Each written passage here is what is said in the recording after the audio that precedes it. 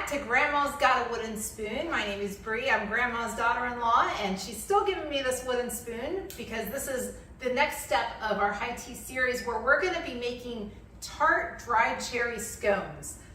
And let me tell you, I love any kind of scone. My husband hates scones because he thinks they're too dry, except he loves these ones because they are going to wow you with how not dry they are.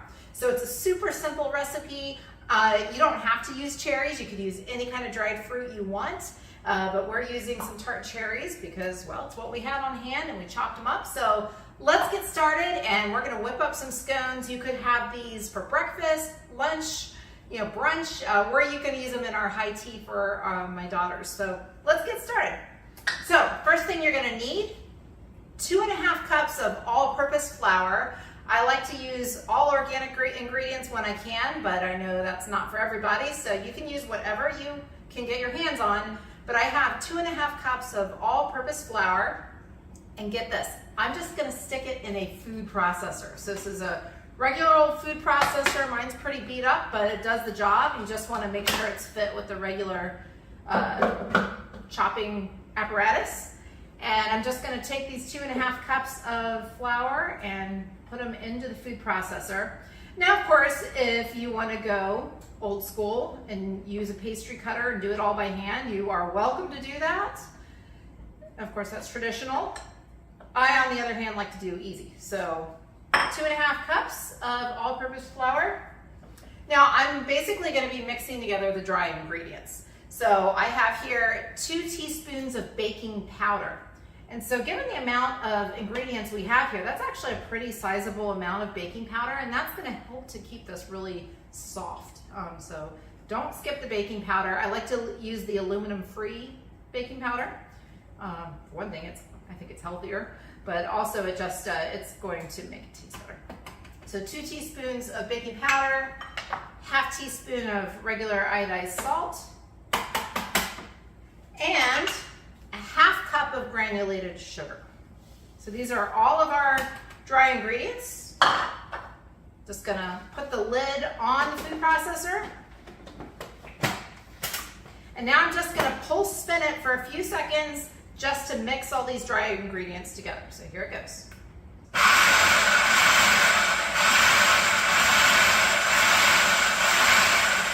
There we go.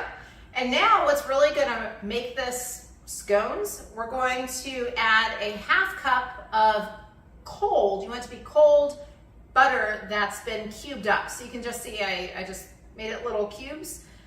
It's cold, so 1/2 cup, same thing as 1 standard stick of butter. So we're going to just add this in.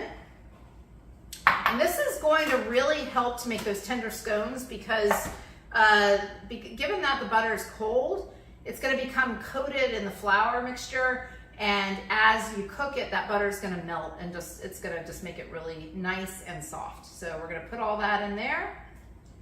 Set that aside. Okay, so let's pulse spin this cold butter into the flour mixture, and you want to just let it go until it all looks like breadcrumbs, so it'll look dry.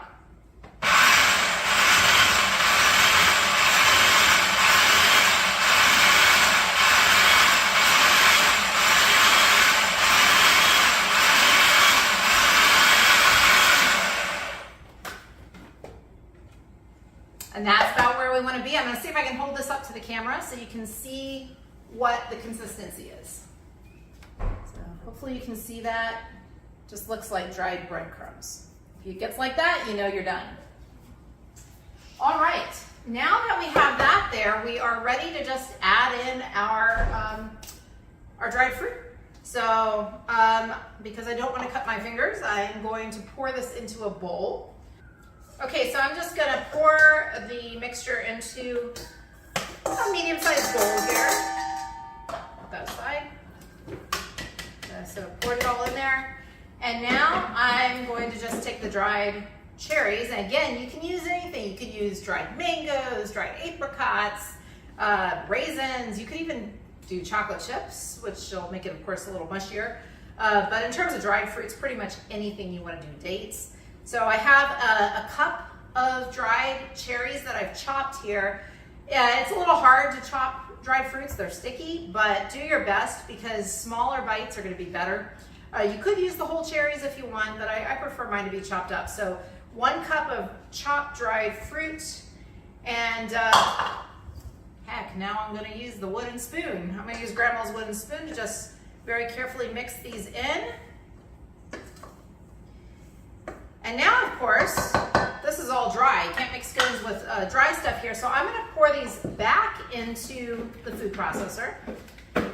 And we're gonna add the cream. And that's what's gonna make this the nice cream, soft scones. I know I said a lot of things are gonna make these soft. So that's true, but you can't have soft scones without cream. So I'm gonna mix this back in there. I'm just gonna pour the mixture back into the food processor. Go ahead and fit the top on. And now I'm going to take out this top apparatus here. I'm sure it has a name, I don't know what that is. So I have here a cup of heavy whipping cream.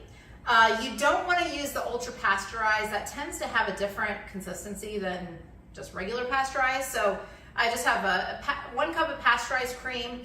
I'm gonna also have an additional tablespoon of cream that I've separated from that. We're gonna use this at the end. So now what I'm gonna do is I'm gonna turn the food processor on low, let that get going, and I'm gonna slowly drizzle the cream into the mixture in the food processor. And this is gonna make the dough that we need to work with.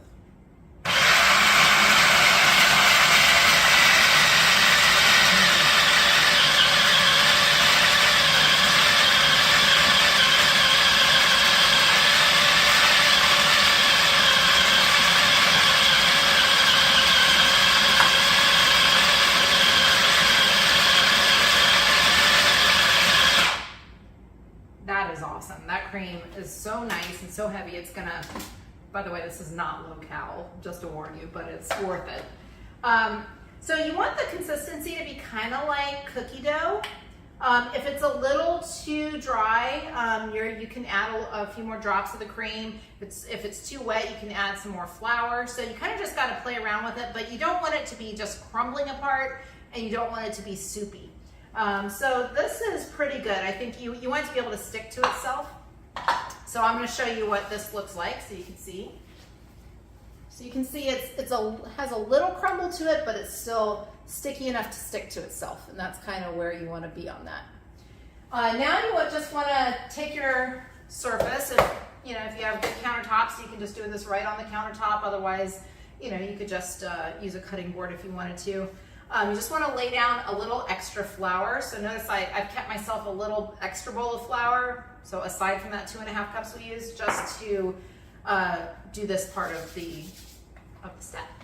So I'm going to turn this out onto my floured surface. Just get it all out there. Try to get all of it because a lot of the more moist areas are down at the bottom.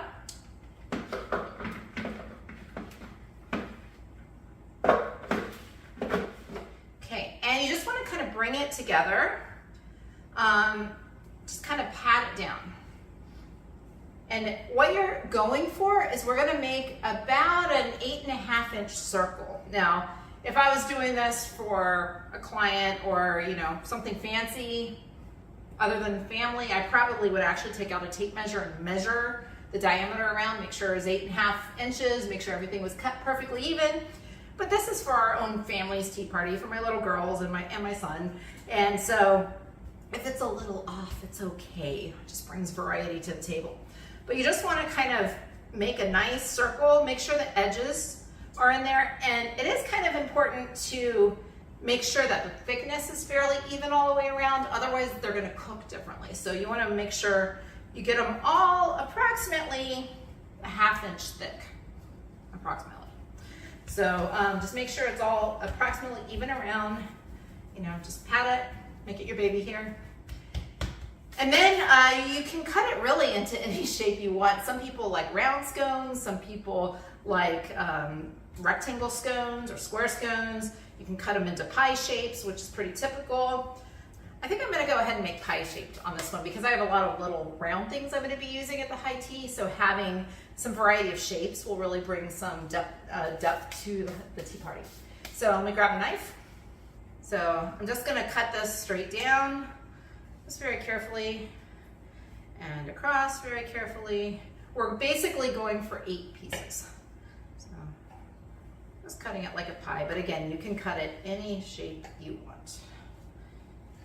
Okay, so I got those cut into 8 pieces. You can see some pieces are a little bigger than others. That's okay, I'm sure I know which of my kids is gonna want the bigger piece. Now you can either use a cookie sheet. I just had on hand a cake pan. So this is just a rectangular cake pan, and I just put some parchment paper in it because I'm out of baking spray. You could have used baking spray with the flour in it if you want. And I'm just gonna take a spatula to get these up.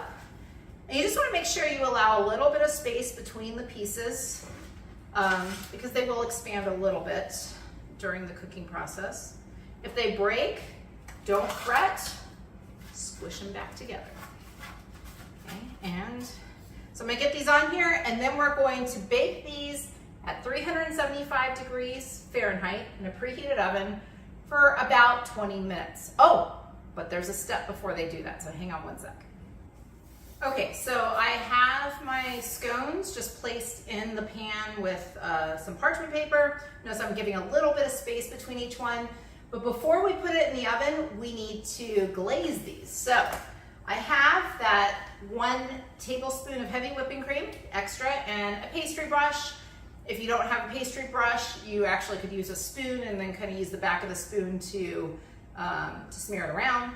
If you have clean fingers, you could actually use your fingers. But I'm just gonna paint this on to the tops. This is gonna give it a really nice glaze. So paint this all over the top. Okay, so I have glazed all these with some heavy whipping cream with a pastry brush. Last step before it goes in the oven, I have an extra 2 teaspoons of granulated sugar, and I'm just gonna sprinkle this all over the surface of the scones. The heavy whipping cream that's on there will make it stick, and this is just gonna give it a nice, that little pizzazz at the end that we love. So a little extra sweetness, a little extra glitter. And then we're gonna pop this in a preheated 375 degree Fahrenheit oven for about 20 minutes or until they get a little golden. But you don't wanna make them too golden, just a little bit. Okay, so I'm gonna just sprinkle these all over. You know, if you want, you could get creative and use different colored sanding sugars or confetti, or, you know, edible confetti, or you know, really whatever you want, but this is sort of a classic way. All right, here they go in the oven. Okay, we have gotten the scones out of the oven. On my oven, it took about 21, 22 minutes to get kind of a nice golden color that we want. So check these out. See how they're just a little bit golden, a little bit glossy on top. Now, no scone would be complete without serving it with clotted cream and jam on the side. And clotted cream is a whole other thing. It's served regularly in the British Isles. All right, see you soon.